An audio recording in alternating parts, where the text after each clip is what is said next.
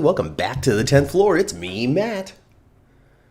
And it's me, Angela. Professor Angela's with us this week. Hey, Professor Angela. It's been a little Hey, while. Matt. It has been a while. I've been overseas Mm.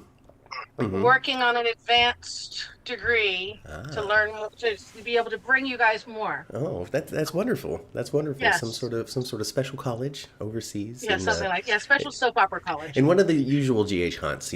Some sort of France location, maybe Sweden, Switzerland, kind of North Europe. Croatia. They really Mhm. enjoy. They kind of enjoy the Northern European locales. Yes.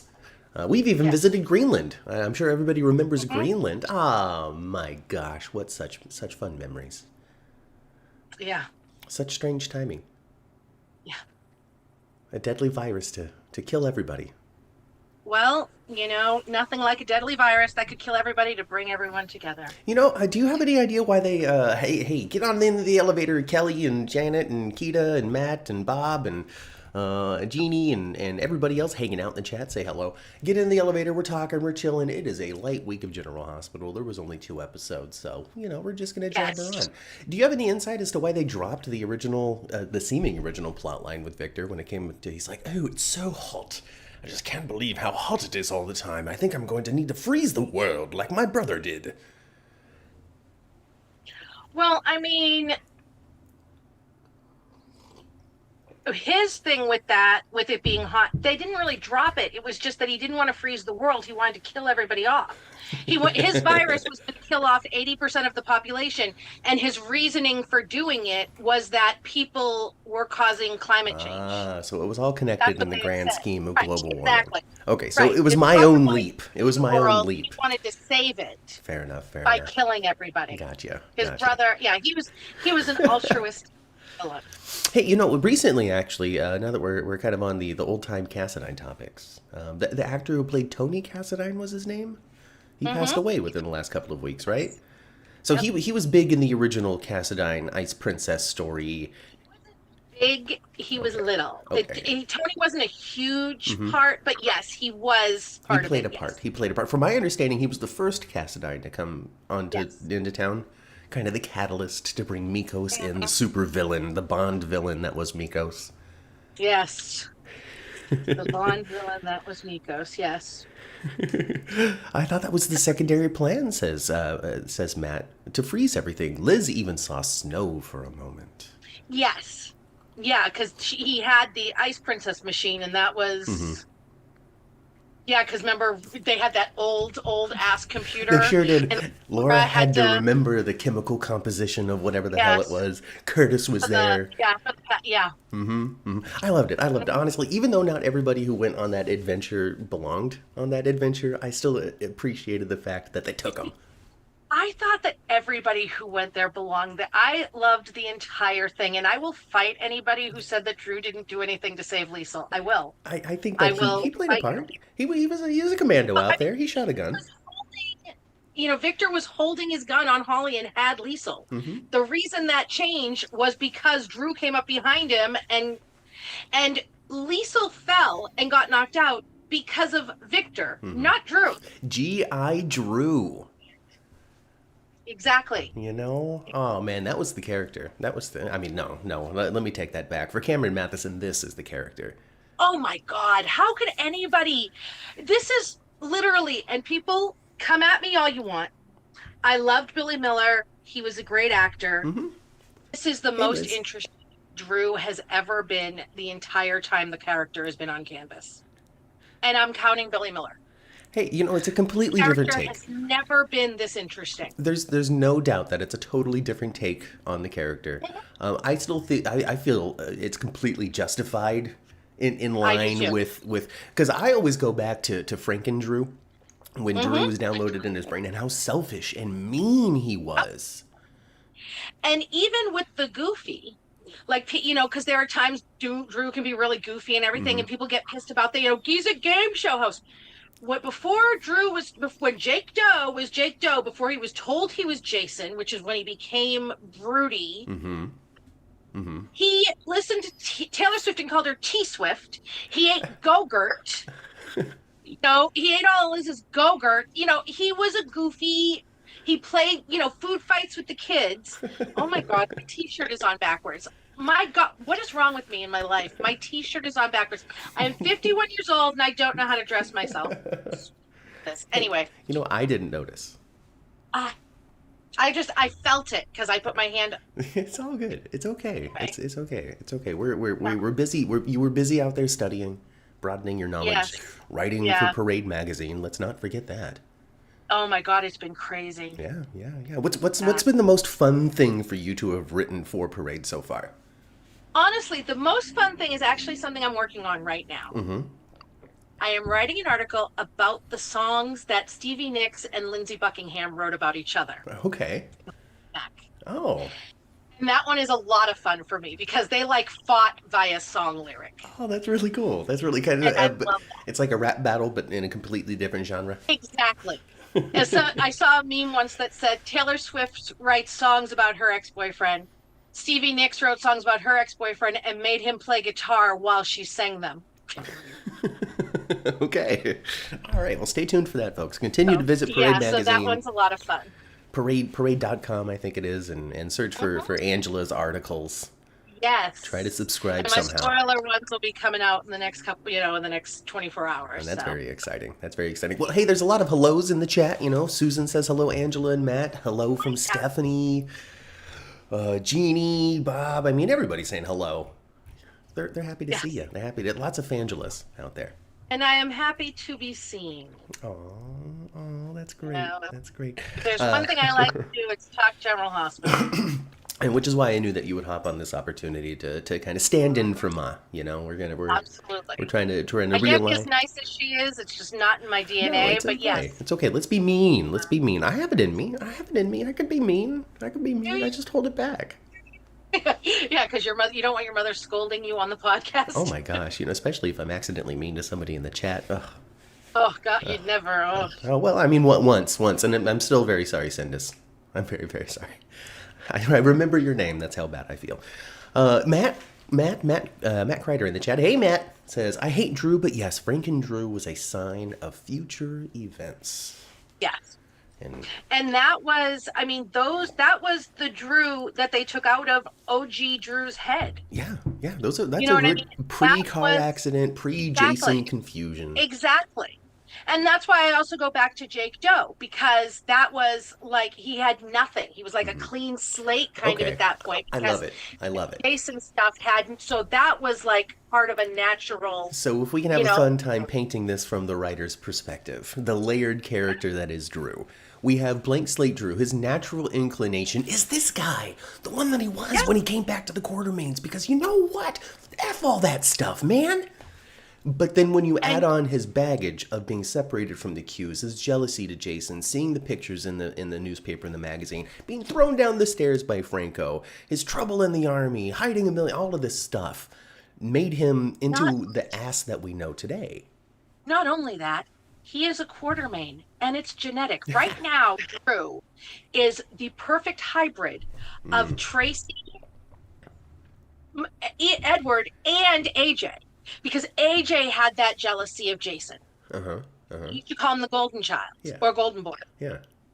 You know what I mean? And he had some of that resentment for a long time as well. Hey. So, Tracy did horrible things to her family. Horrible things to her family. Yeah. Edward did horrible things to his family. I can't even name them all, but I like to point to. I mean, that's the whole thing. That's why when. Die. That's the whole because thing. she thought, Tracy, Edward faked the heart attack. Yes. And Tracy was going to let him die because he was cut out of the will. Put me back in the will. You need your pills, Daddy. Yeah. And, seriously, what did Drew do when people started calling for his death? He screwed his nephew's wife. Bad? Absolutely. Capital punishment worthy? No. No, absolutely not. Absolutely. I asked my mom this question last week, and I want to get your take too, because you're very educated in General Hospital. When they wheeled Drew out of Monica's funeral, and everybody's beaming and very happy about it, they gather together afterwards at the Quartermain Mansion, and they're all like, "You know what, Monica would have loved this." I don't know if she would. I don't think so. I don't. I don't think she would have. She kicked Drew out, but a lot of that was because it was Michael's home first and more Michael's home, and his kids were more settled there. You know what I mean? So, and Drew had this relationship with Willow. But I don't think Monica ever intended to completely cut Drew off. I mean, he is just as much legally her child as Jason is. And he ignored that phone call that she gave him. See, that was the question that came up in the chat last week that we couldn't answer. She legally adopted him when he was Billy. There are scenes still on YouTube. Yeah. She asked, and he was like, well, I'm an adult. And she's like, well, you're still my son. And she legally adopted Drew. Back when he deserved it. Oh my goodness gracious. Chandra runs upstairs despite her bad knee, drops off cases of grape and orange soda pop for the gang, and blows a kiss at Nathan and runs back to the volleyball game. Thank you very much for your guest appearance, Chandra. We wouldn't be able to be refreshed without her, really. Yeah. In my opinion, says Laura, in my opinion, they hate Drew because he hurt Michael. Compared to the other villains, Drew is really mild. I don't think do you mean the Quartermains hate him because he hurt Michael, I think so. or like the fan base, because the fan base doesn't hate him because he hurt Michael. Most of them hate him. I think she means the Quartermains. The Quartermains. I mean, yes, but I mean at the same time, Tracy doesn't really care about Michael. And she even said her thing is Monica. You know what I mean? Yeah. So, and she looked at Drew as like another interloper, I think that really it comes down to who it is he was scandalous with. And that's something they called out, because Drew was trying to defend himself at some point. He was like, oh, come on, Alan was all of this stuff. And they're like, but never like with the family, though, dude. I know. Well, Monica slept with Ned. On accident. Well, she didn't know he was Ned. She purposely slept with him. It wasn't an accident that she slept with him. So. Unwittingly, then. Unwittingly. Yeah. Laura actually said that she means the fan base. Yeah, I don't think the fan base hates Drew on behalf of Michael, because so much of the fan base hates Michael. I think that the fan base just Carly's hates. Kid. There's the fan base hates, period. Yeah, especially the vocal ones the online. Fan base does hate, and they were also, everybody was real excited that Cameron Matheson was going to be Drew, and they were bringing Drew back until they paired him with Carly, and then they were pissed, and then they hated him. He was horrible. It seems to always be the center of all of this, all of the controversy. Yeah. It's funny because anybody Carly adjacent gets the runoff hate. It's funny because I saw some reaction to retweets and all that, because it's deep on Twitter. You don't always see it unless you're kind of looking, or you're attached to the argument and all that sort of stuff. But I saw some retweets of people already complaining about the future scenes that Erica Slezak is going to be having with Laura Wright. Yes. And I said the other day, the hate that this character and actress gets should really be studied. I think that's what I'll do my thesis on. That's what I'll do my thesis for. PhD Angela? Soap opera, my PhD in soap opera studies. Dr. Angela. It's going to be the hate that, and, I'll tell you right now what my starting point is. I can't remember the word. What is your, what the thing you're trying to prove? Oh no. A thesis? I'm very confused. in like a scientific paper, you have your hypothesis? Hypothesis. Yes. And my hypothesis is very simple. They hate her because their girl ain't her and never will be. There we go. That's how it goes. I'm sorry, I'm a little brain dead last night. I have had the boys all weekend that I nanny for, and last night I had 7 of my nieces and nephews and the boys over because we watched a movie outside. Wow, that's always fun. That's always a lot of fun. So we watched Superman.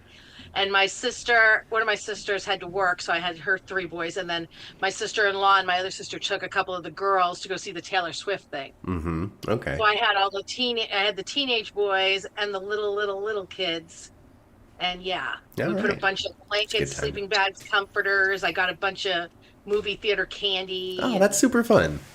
popcorn, I and it love was a that. blast. I love that. I It love was a that. lot. My mom It was set a up a lot. couple of things like that for the kids in the Mhm. past. Usually at this time of year, kind of in the Mhm. summer type of, Yep. still kind of warm enough, but not Yes. blazing hot at night. Right. Yeah, The I love bugs it. aren't really out anymore. Yeah, Yeah. exactly, And my exactly. nephews, actually, my teenage nephews were like, "Can we do this with just our friends sometime?" I'm like, yeah, Like, can we watch absolutely. something that's R-rated, please? Yeah.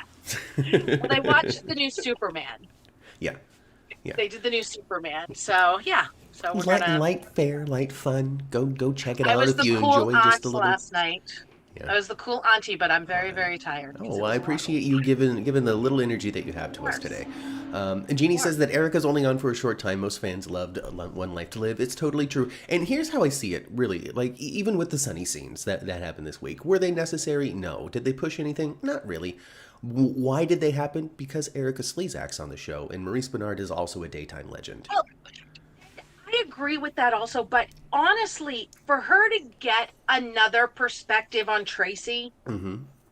you know what I mean? Yeah. Somebody who doesn't love Tracy, All right. Sonny wasn't a bad idea. Fair enough. Fair enough. Fair enough. The number of locations they visited, the length of time that they Yeah. spent together, that's a little, I would say, outside of what Sonny probably would have done under normal circumstances. But the justification is Erica Slezak's on the Oh, show. I feel, please. and that's just how I There's feel. new but JJ in town. Sonny's all over that. Are you kidding me? Please, let's be real. And an age He's just appropriate wondering one if at she's that. got childbearing years left. Hey, I still, No, I'm still yeah. into a cougar in comparison to me. She only filmed for 3 weeks, but she filmed a lot in that time. That's So what I it think seems we'll like. see her. Right. I think we'll see her through November. It's so interesting because we went to the GH fan club event and we did the Amanda Setton and Josh Swickard event, and most of the questions were directed toward Amanda Setton around Erica Slezak because of the One Life to Live connection. And she said it was great and we've been working together and it's like we haven't lost a step and all this sort of stuff, and I'm just confused about the timeline because the GH fan club event was quite some time ago now. And Slezak, like, they announced Did not start. she Right. stopped. And she didn't start filming until the beginning of October.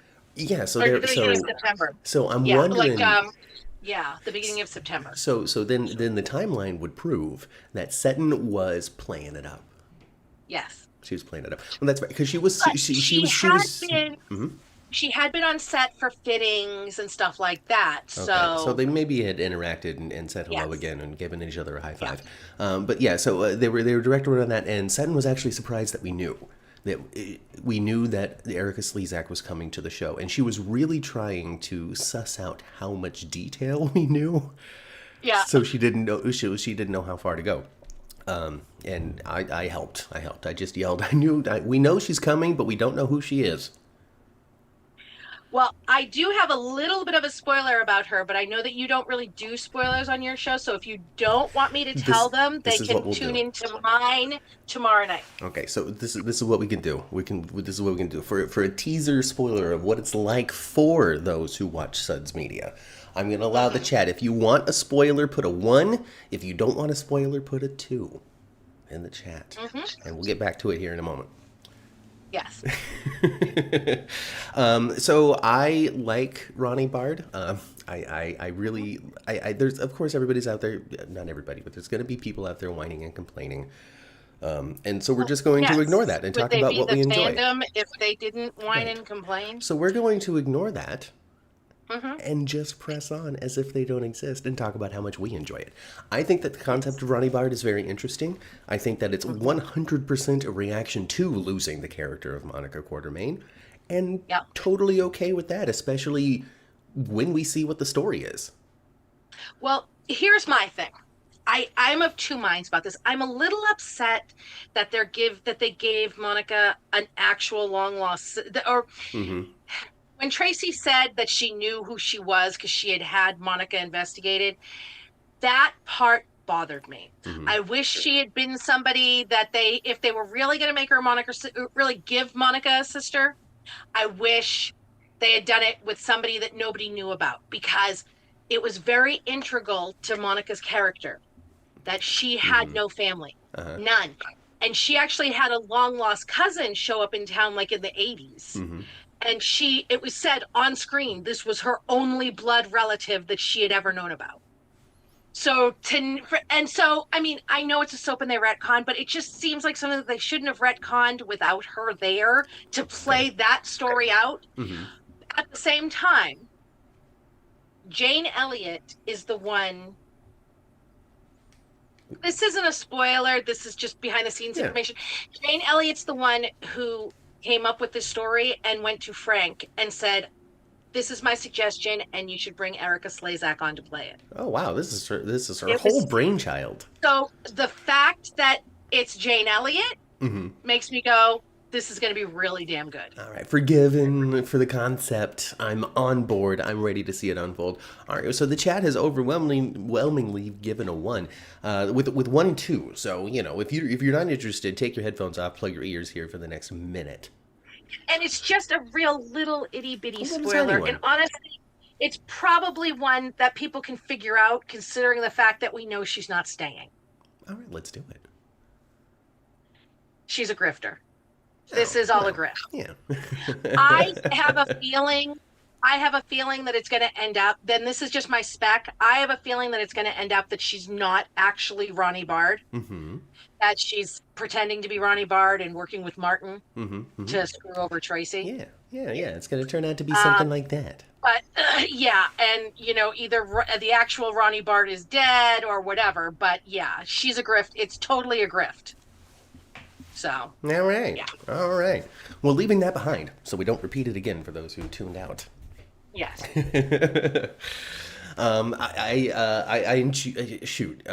Since it was, Jane Elliott's idea, awesome, great, amazing, and that even adds even another layer of enjoyment to the crypt scene. Exactly. That's my thing. And I mean, they already play so well against each other. Yeah. I mean, as expected, right?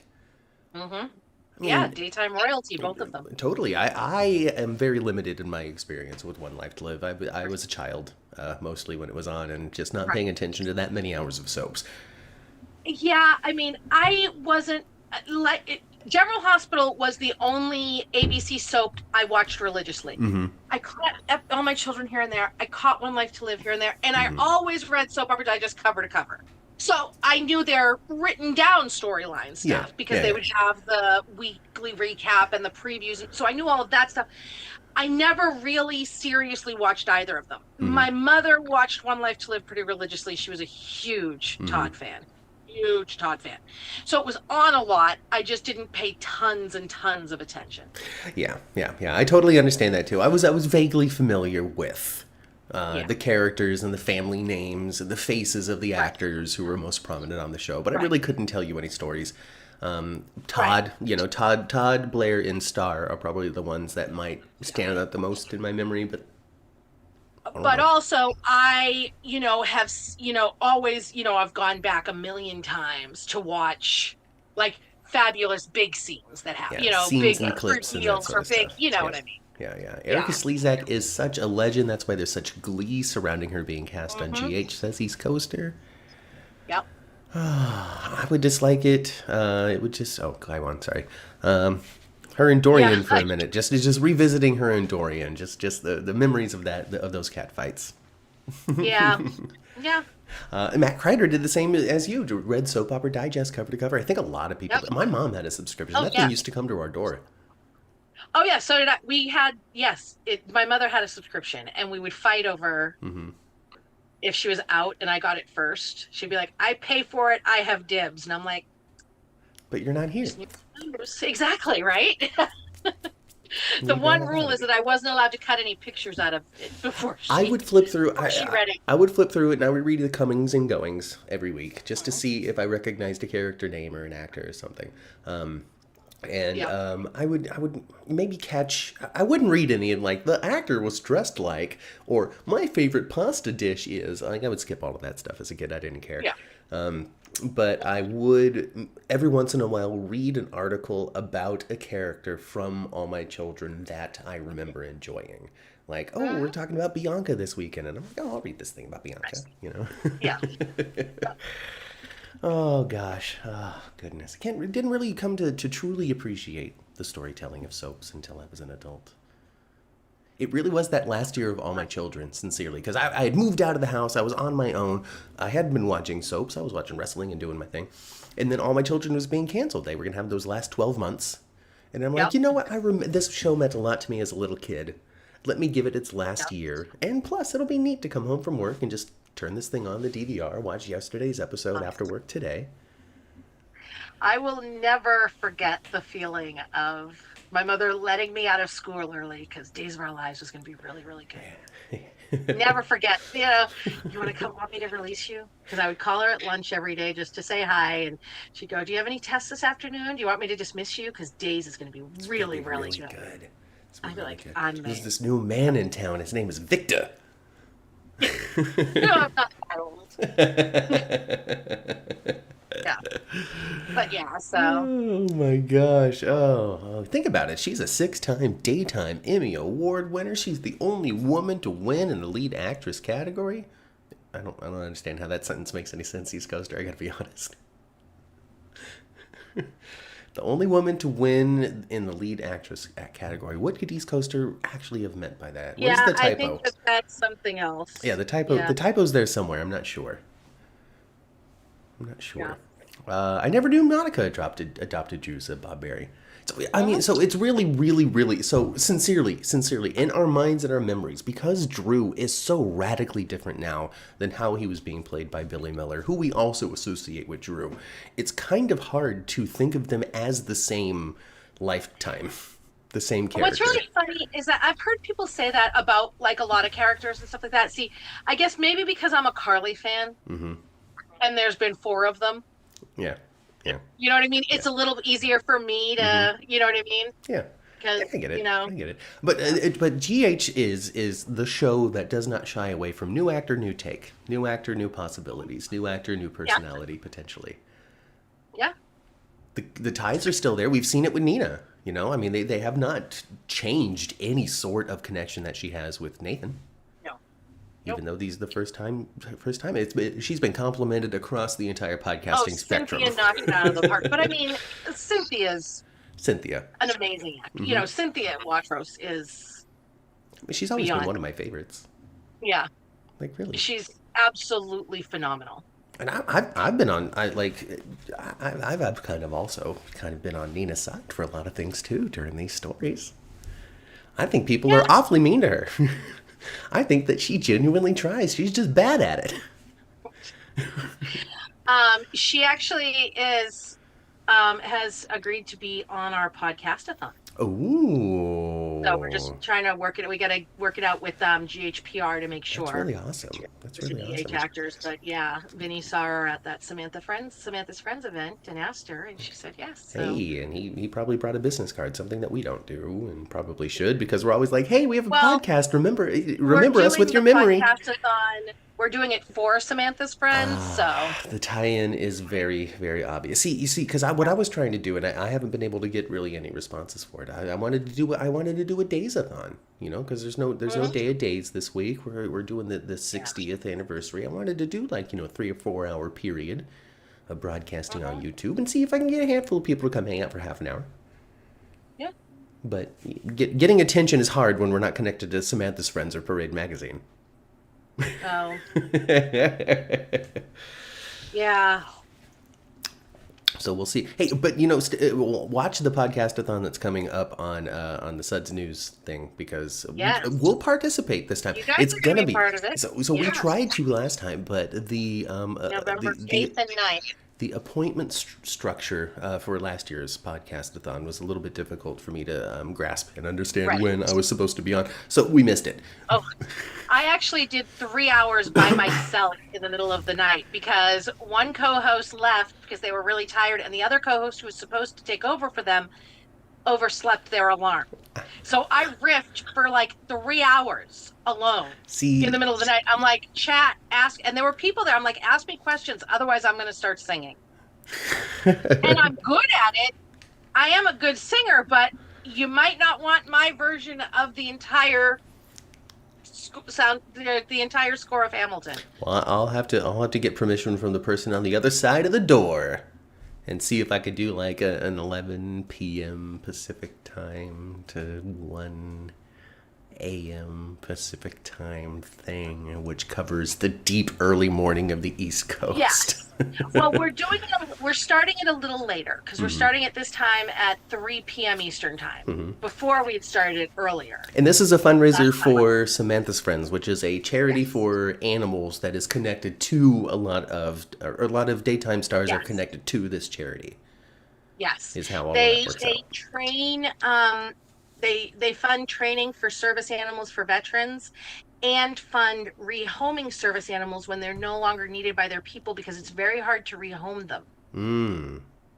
Because they're so bonded to their person. Oh, I see. That makes a whole lot of sense. Okay. All right. Yes. So they're integral in that, in the life of service animals, making sure that their existence after the service is still one that's valuable and worthy for them. Yep. That's nice. Yes, Samantha's Friends. So visit their website if you want some more information, and stay tuned to the Suds Media YouTube channel and their Twitter and social media for more details. You said it was November 8th and 9th, right? Yep. So stay tuned for that, and since it's going to be a big old podcast-a-thon, just tune in. Tune in whenever you can. Yep. Oh, yeah. It'll be We're on. going to have tons of actors. You guys are going to be on it. James Lott Jr. said that he's going to participate this year. Yeah. So many people. It's going to be great. Yeah. It's going to be a lot of fun. Well, hey, mark it on your calendars. It's becoming an annual event here in Soapland, in Soap Podcasting Land. Well, that's good. I'll have to try to aim for Cynthia Watros' hour, so I can be like, hey, Cynthia, look at us. Yeah, I got to start ragging Marianne this week for that. Right. Okay. Hey. So let's talk about Michael. All right. I want to talk about Michael. I want to talk about him in detail, especially the story little blip that we got from him this week. All right. So he's trying to deepen his alibi by staging this meeting with Christina, Molly, him, and Jacinda, and Molly, of course, being the superstar lawyer that she is, and one that writes drama, romantic drama. So she knows how the heart flutters and how it might not. I would call this a mistake. So Michael, trying to set this up, trying to deepen the connection, trying to sell the alibi more closely, and Molly's like, "What was this bullshit he just put on for us, Christina? What do you know?" Michael. So I in my heart, I feel like Nina did it, but the show was really trying to convince me that Michael did. I know. I would bet my life that it wasn't Michael. I think that it was either Jacinda, and by giving Michael an alibi, she's actually giving herself one. Because we know Michael was there in his car, because Tracy saw him parked outside. Yeah. I don't buy his story if I stood outside. No. I just stood there in the rain. Part of me thinks it was Willow. Because he wouldn't want to give Willow up. You know what I mean? But she took Daisy. She needs to go to loony jail. Well, she's still the mother of his kids. I'm still Michael in my heart, even though I talk like this now. Yes, absolutely. So, I kind of think my top 3 right now. I have 3: Nina, Willow, or Jacinda. So I could also see Nina. That's why she gave Willow the alibi, because then it also gives herself one. Right. I'm totally on Team Nina right now, just because I feel like she would. The Quartermain gun complicates things somewhat. I think that complicates the Jacinda theory, because I'm not sure exactly how she would have got her hands on it unless somebody gave it to her. She swiped it earlier. Everybody has how many times did Willow get into that house when she's specifically banned from the property? Oh, no, I'd say everybody of the suspect list, I would say, except for like Curtis, Mhm. would have access to the Q property to grab the gun. And I would say Jacinda is pretty low on that list too, unless she snuck in there for the distinct purpose of taking that gun so she could. I think I that agree. there's this timeline blip that I'm trying to really justify in Willow's life. And twofold. All right, number one, on social media. All right, social media they put Mhm. up, and I think this might be a hint. They put up a picture of the culprit The board. shadow. No, Oh, okay. of the I'll do that. PCPD. Like they took a picture of it on set between takes, type of deal, and they shared it Yeah. on social media. Who done it? And it's the primary suspects. It's the same board we see on the show, but underneath it they have the timeline. But the timeline is like Drew and Willow's timeline exclusively. Like where was Drew? Where was Willow? Willow's time of returning Mhm. back to the hospital after the 911 call, all that sort of stuff. Nobody else, just those two. And I'm like, is this a hint, Right. General Hospital? Oh. Right. On top of that, too, Willow dropped off the kids, right? Had the Monica scene. And then circled back onto the property to run into Right. Chase? Was she Right. returning the Sending Quartermain the gun. gun? Right. I think, and that I have thought about as well. However, I will tell you that I have a feeling that somebody who didn't do it is going to go on trial for it. Oh, yeah, Michael. And it's either going to be Harley or Curtis. Really? Yeah. Yeah, we're not going for the Michael, huh? Well, no, I don't think that it's going to be Michael on trial for it. Huh. I think it's going to be Carly or Curtis because they dropped lots of anvils about Carly this week. Mm-hmm. And then, Curtis really has no alibi.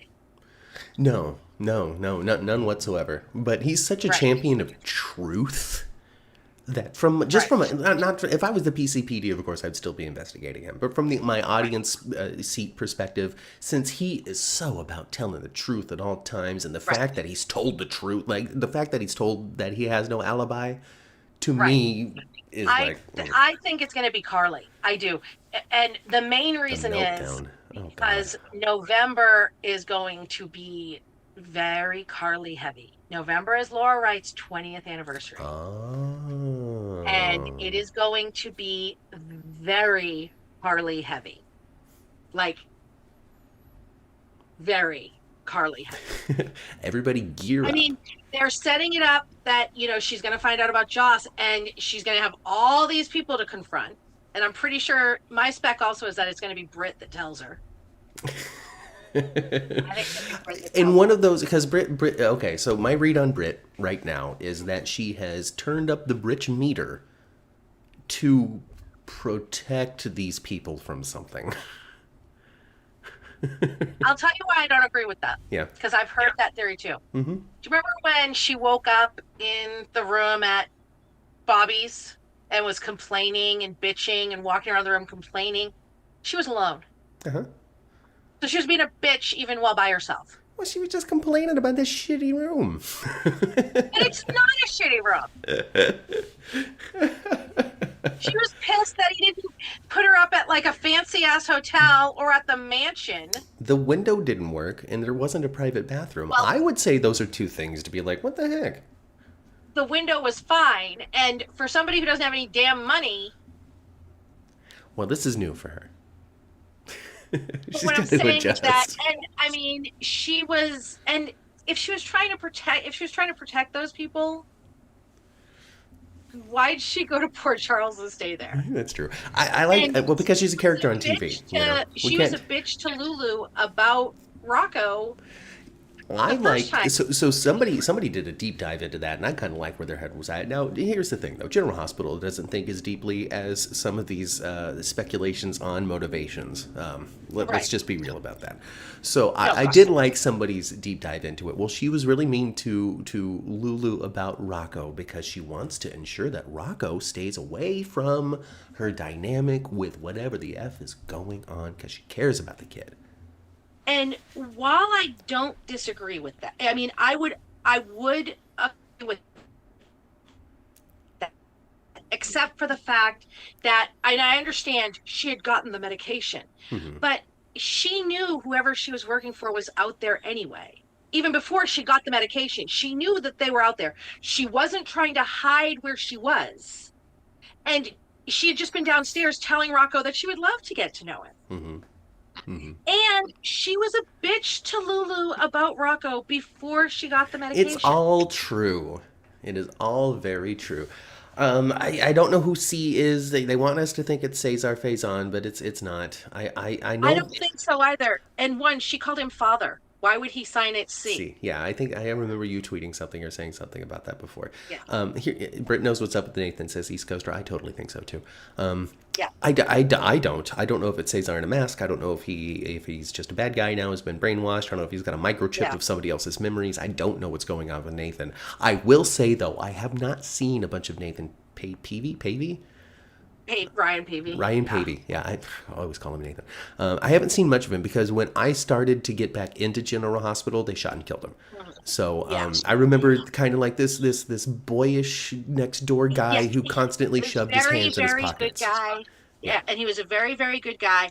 My personal spec is that he's brainwashed, or like it's like the mind mapping. You know what I mean? That he's brainwashed. But again, this tells me Britt, not a good guy, because she knows something's up with him, and she tried to keep James away from him, but not so far as she'll expose herself. No. All right, fine. She's up to no good. She's a bitch again. You win. And it's just like, that's a kid. You know what I mean? If she was letting like her mother be in danger because she was afraid, that's a different thing. But letting a kid be in danger because she's covering her ass. Jeannie says he is hot. So I don't know. I haven't seen much of Ryan Pavey's performance of Nathan. I saw his death. I saw some scenes leading up to it. So seeing him now, kind of being reintroduced to him as a character and a performer, 2 thumbs up on that. His stuff with James. He has been really good this time. But what I would say, what a lot of people will have said about a lot of his acting before this, and maybe it's playing the more of a bad guy that made him better, but a lot of what people would say when asked about how his acting was, he's very pretty. He's very well. Jeannie says he is hot, so. He is very, very hot. He's not Olivier. I hear that. Well, his stuff in the bed with James was good stuff. I thought that he played the moment well, and little James played the moment excellently as well too. The little banter about the soda, while cheesy and goofy, that's what we expect when it comes to this sort of stuff. I was sold on the emotion behind it. I was sold on James feeling it out. That little kid understands the intent of the scenes he's in. Right. Every single time. He understands what it is they're trying to convey, and I don't know if it's just because he's amazing or if they explain it to him well. Or I don't know how kids do things well because I expect kids to suck at stuff. Yeah, let's just be real about that. He that kid is a really good little actor, and I bought the emotion behind it as well. Yeah. Like I'm thinking of just the litany of scenes that this little kid has been in. He's always understood what it is that they're trying to do. When it comes to like, well, this strange lady was here and it's really Lulu. Like he played up that stuff well. He knows when it's supposed to be humorous. He knows when he's supposed to be a little stinker. He knows when he's supposed to be a little Maxie, even. Yes. Like it's just, anyway, good job, little kid. And good job to Nathan too. I don't know. I can't put it to words. I was just into it. I was invested in the moment. I thought it was very good. I thought it was really well. And I think that Ryan's been doing great. I was a little skeptical at first because, as I said, he's pretty. But he's doing well.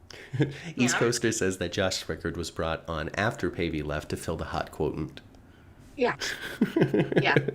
I'm sure there was a lot of people out there that I can like shirtless here, please. I was not as tuned into the social media discourse back then, but I am sure there were plenty of people out there with the similar reaction that they have with Vaughn and Dex, where there's, why did they do this? This is the same guy.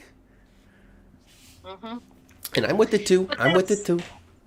I think Vaughn and Dex are the same guy.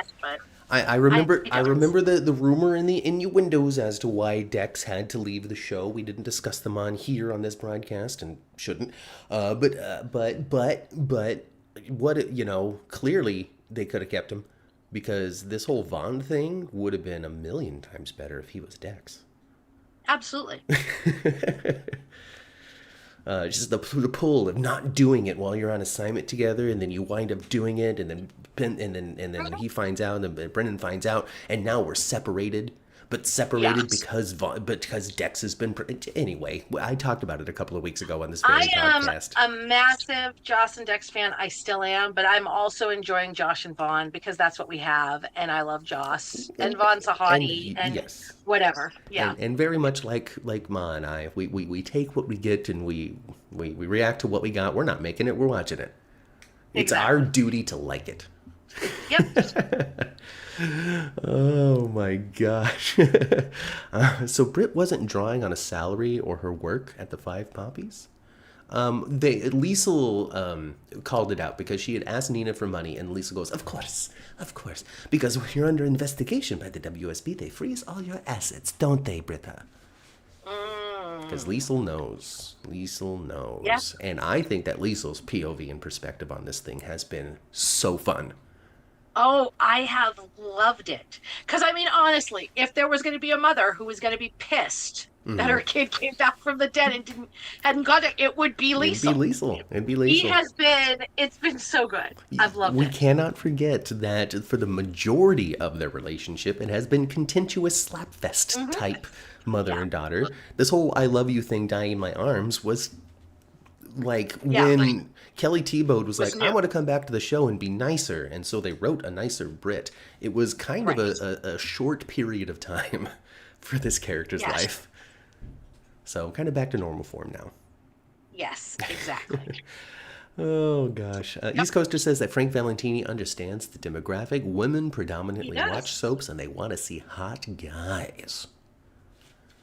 Women and gays, folks. Women and gays. Yeah. I will not and have not shied away from the fact that I think that Josh Swickard is a very handsome man.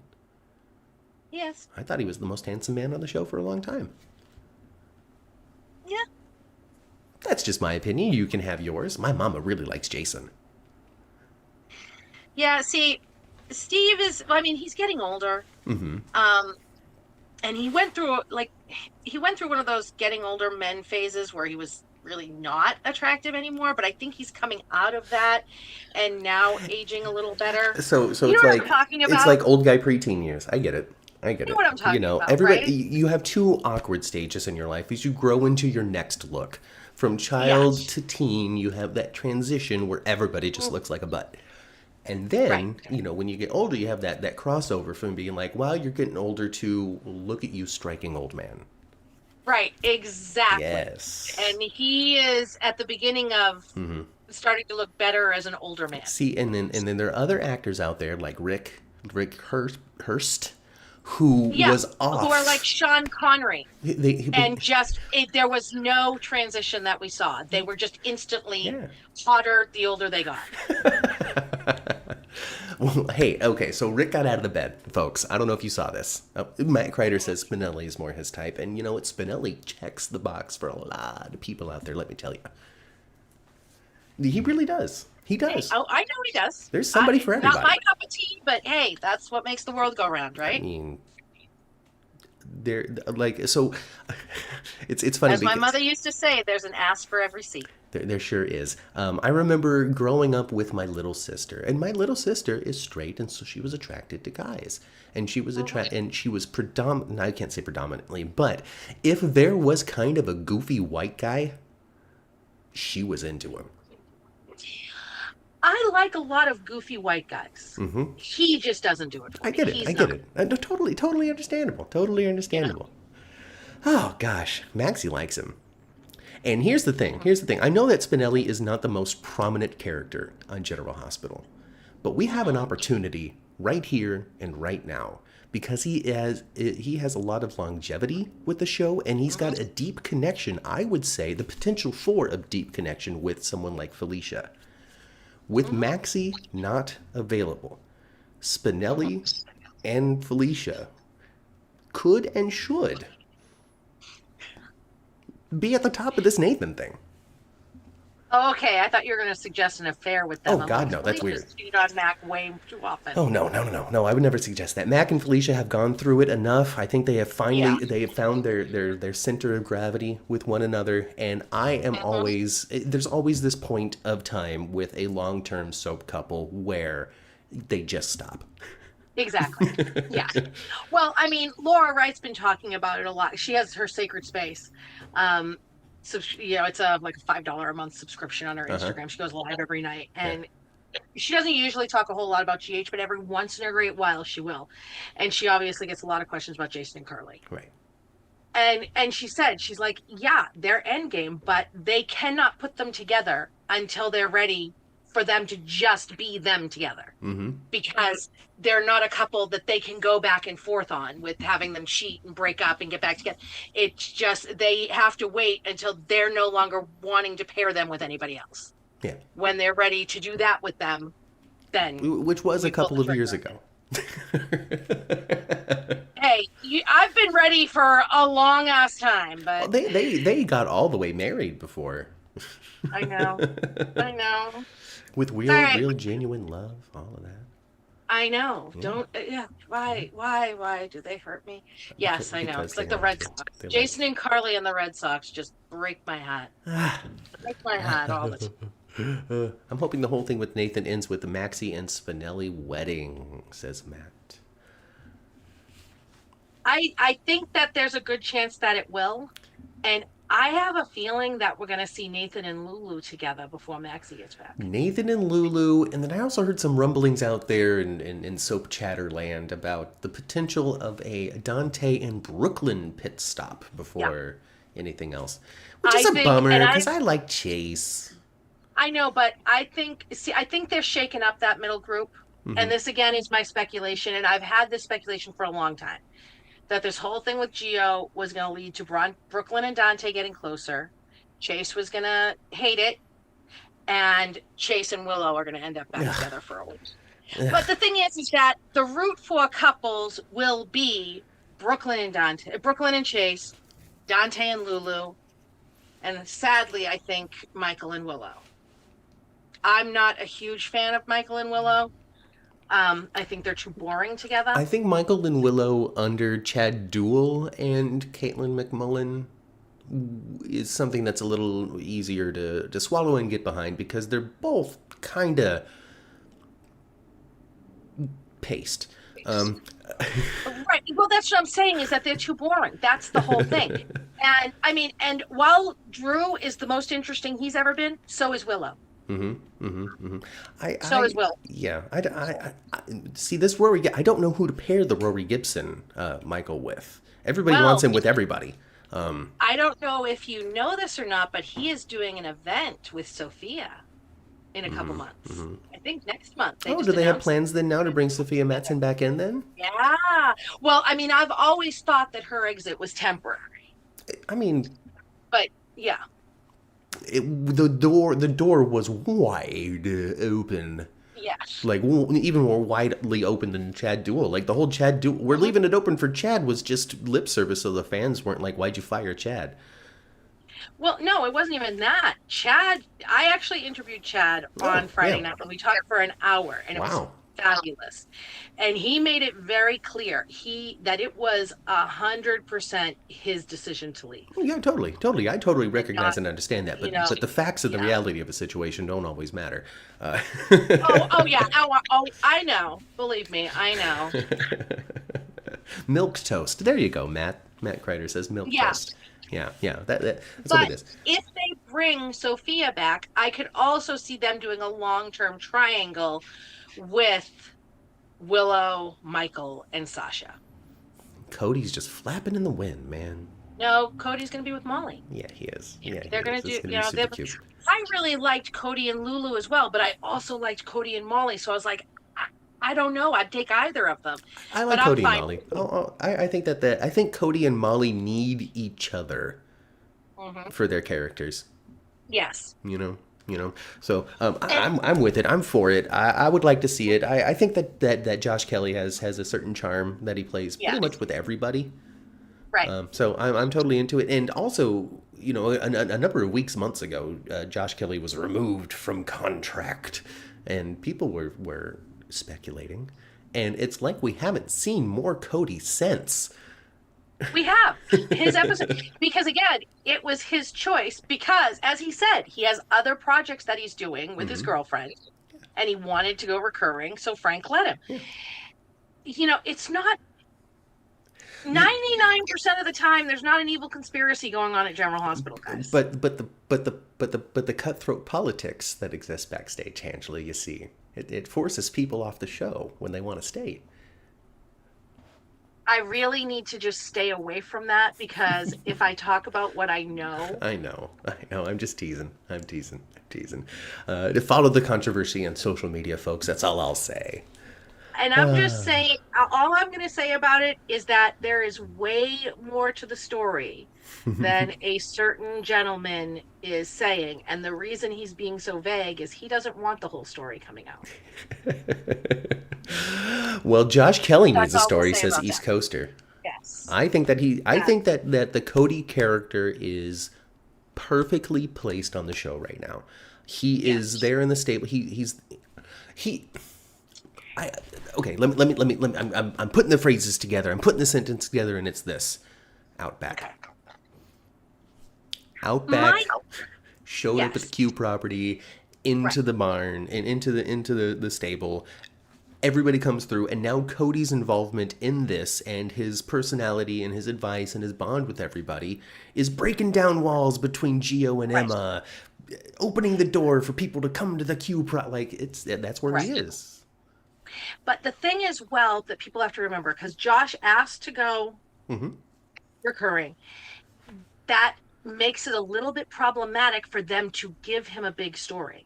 Because when they're recurring, they don't have to adhere to a filming schedule. No. They can say no. And so the show, it's very tight. That you know this. Their filming schedules are very, very tight when they plan out. And they have to schedule recurring actors and extras and stuff like a month in advance. So it's very hard to give a big story to somebody who's recurring because they can't guarantee that they're going to come in for it, which is exactly why they recast Lexi Ainsworth as Christina. Yeah. Because she wanted this story and she said that she was willing to work more for GH, but she was not willing to sign a contract. We need that promise. We need that guarantee for this. Exactly. They have to have, if they're doing a big story, they have to be able to say to the actor, you have to come in and film on this day. 3 letters. 3 letters is the reason for this, folks. CYA. Cover ya. Yep. But, right. And then that's what the contract is for, is to cover your butt. We're investing our time in this story to tell, and we need to make sure that the players are going to be in place. Well, that's also why sometimes we'll see a fill-in actor and sometimes we won't. People were very, very upset that they got a fill-in actor for Liz and Lucky's first kiss when he came back. But they had no choice because they were also filming the stuff with the Cyrus actor who was his last stuff when they had Aiden and his boyfriend. Those are recurring actors, and so they can't just cancel those scenes. If it was just scenes with one, it's just those 2 people, that would be a different thing. But same with when Michael found out about the kiss. They had to have Robert Adamson step in because it was a scene with Ned in it, with Tracy. You know what I mean? All those recurring actors were in that scene. And just because an actor says, oh, I will definitely stay open, just let me know when I'm going to be there. Even if they say that, even if they fully intend on doing it and mean it and would, you still need to CYA. You still need to be able to have something in place to make sure beyond a shadow of a doubt that if Marvel calls this person, they're still going to show up for their date on General Hospital. Absolutely. Because anybody, you Jason Morgan in Marvel calls you to go play somebody in the Avengers, you're going to be like, hey, Frank, listen, I'm not coming to work for the next 8 months. Well, I mean, and contract actors have talked about it, that, sometimes they get offered roles and they have to turn them down because they can't make it work. There's just no time. Sometimes they can, but sometimes they just can't. And General Hospital has to be the priority because they have the contract. But what's wonderful is how flexible Frank is within this, though, because if there Yes. is a way to make it work, if there Right. is enough time to do something, then Absolutely will. he'll try. Mhm. He'll try if it makes sense. If GH Right. can still be okay from his point of view, Yes. I mean, I think that's what ultimately it comes down to. Right. Is And this going to that's his hurt or hinder the show?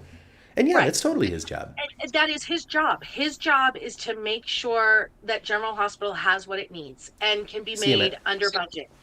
And he does it. And I love it. I love Yeah. it. Oh, me too. Look at this set. Look at the set I'm on. I am a big Frank fan. I think I will scream it from the rooftops. I watch all 5 soap operas. General Hospital is the one with the best production value. I think it also has the best actors, the best costumes, the best writing. From my limited understanding of how it all works and comes down, and from my limited understanding of how the other shows are put together behind the scenes, who does what, all that sort of stuff, I would hazard a guess without any sort of evidence to point to that Frank Valentini is the best at delegating to talent. Yeah. And I'm not saying like the actor talent, but the talent that somebody has within the department of Yes. creation that they have for the show. Yes. He will delegate to the directors. He will delegate to props and set design and all of that, rather than trying to do it all himself. Yeah. I'm not sure the other executive producers are doing that. No. If I get the feeling they've taken on too much of the role. And another person who's incredibly dedicated to General Hospital that is a higher up executive, and I have an example of this that I'm going to share with you guys, is Nathan Varney. Oh, he's the ABC network rep. Yeah, he's like the liaison for ABC. He also does Grey's Anatomy and stuff like that. So this weekend, I'm sure some of you noticed, because I saw about people talking about it on social media as well. GH every Friday night puts out the sneak peek at 6 p.m. Eastern time. Yeah. Well, this week, originally it had said Martin meets with Lucy. And the description was Martin meets with Lucy to tell her that Drew is suing her. But it was Tracy Martin was meeting with and telling Tracy that Drew was suing her. And it was 6 o'clock Friday night, which is still 3 o'clock but still Friday. People bug out early on Fridays. Yeah. No matter where you are. So I messaged Marianne, but I didn't hear anything. Because when I see stuff like that, I want to tell them so that they can fix it. Because I love the show. It's a partnership of and press. I want them to put... Exactly. But I'm friends with Nathan on Facebook. We've chatted a few times, and I messaged him. And he was like, that's not something I handle. He goes, I thought the sneak peek came out Saturday night. And I went, nope, comes out Friday night, 6 p.m. Eastern time. He's like, all right. He's like, well, it's not my department, but I'll pass it on. It was Friday night. He got it fixed. Hey. And it was a little thing. And the vast majority of people weren't going to see it. But you did. And you fixed it. Right. I would say Angela fixed it more than Nathan or Marianne, who's the PR person for GH. my Hey, Marianne. I know you're watching. I am a huge General Hospital fan. I am a huge fan of the genre. I want them to succeed. I want them to put their best. With Parade, we get paid by the page view. And my articles that I do that aren't soap related get more views than my soap opera articles. But the majority of what I write about for them are soaps. It's a passion thing. It's a total passion thing. It's a total passion thing. And I want to use my platform to promote our shows, to help them. Well, I mean, it takes a village, really. I liken soap operas to repertory theater. If anybody has any experience in repertory theater, you immediately know what it is that I'm talking about. But it's a group of creatives that come together to put on shows. Is there people who are more an actor and more a director and more a set painter? Sure. But it's still a majorly collaborative effort. Right. And I feel as though we still have the head honcho, we still have Frank Valentini with the yes and the no's and all of that, and delegating to people responsible for things. But that doesn't mean that if someone who has invested 20 years of their life in the show has a thought or two, it'll be considered. Yeah. And you're going to find that across entertainment, not just in soaps. Yep. So all of that stuff to take into consideration when you hear these exaggerated rumors of things that may or may not have gone on behind the scenes. Can it be contentious sometimes? I'm sure it can be. Of course. Is it often? No. Right. And I also look at things like, Ingo sued ABC. And, sued ABC and General Hospital because they fired him. And he threw everything and the kitchen sink into that lawsuit. But you know what he didn't say? That Frank made a toxic work environment. No. That wasn't an accusation. No. And I have seen every once in a great while, somebody will vaguely say something. An actor will vaguely say something, implying Frank, whatever. But it's very, very rare, even with actors who have left the show. And the majority of the actors sing his praises to high heaven. I would say, what is it, 5 back-to-back Best Show Emmys now? Is it 5 of them? Yeah. I guess from the creative standpoint, which comes from the talent, the staff, the people that you have behind it. Anyway, we're totally off in the weeds now, just complimenting in a weird way. But go GH, go. Go GH, go. Yes. Short week, only a couple of things to cover. I think we did it, Miss Angela. Yeah. I think we've done our duty Yes. to those in the chat. I will not be back in 10 minutes to talk about Beyond the Gates and Days of Our Lives, but that's okay. You're going to join us again next week as Mama Cat will be back. And we'll get back into the regular rotation, regular time again at 11 a.m. Pacific time, and then for Days for Dummies and Beyond the Gates. Is your schedule opening up anytime soon in some afternoon to educate us in Salem? Yes, I was actually going to talk to you about what your new schedule was with that, so I can start jumping back in the next week or two. Okay, sounds great. Okay, well, that's it, folks. We're getting out of here. Get back onto the elevator, folks. Angela and I are going to talk business here in a moment. So get back onto the elevator, go back down to the first floor, go into the parking garage, turn your radios to previous episodes of the 10th floor, which you can find on all of your favorite podcasting platforms. If you cannot find it on your favorite podcasting platform, reach out to us on social media, and I'll point you in the right direction. Like the video if you had a good time, subscribe to the channel if you want some more, don't forget to leave a donation if you want to pay me. You can by finding a little $sign. Somewhere on your screen, click that and send a little tip to the channel. It goes right back into it to pay for server space and upgrades and all sorts of nonsense. Well, you gotta pay for that fancy office you got there. I mean, this laptop doesn't power itself. So that's it. Go spend some time with your families. I've been Matt.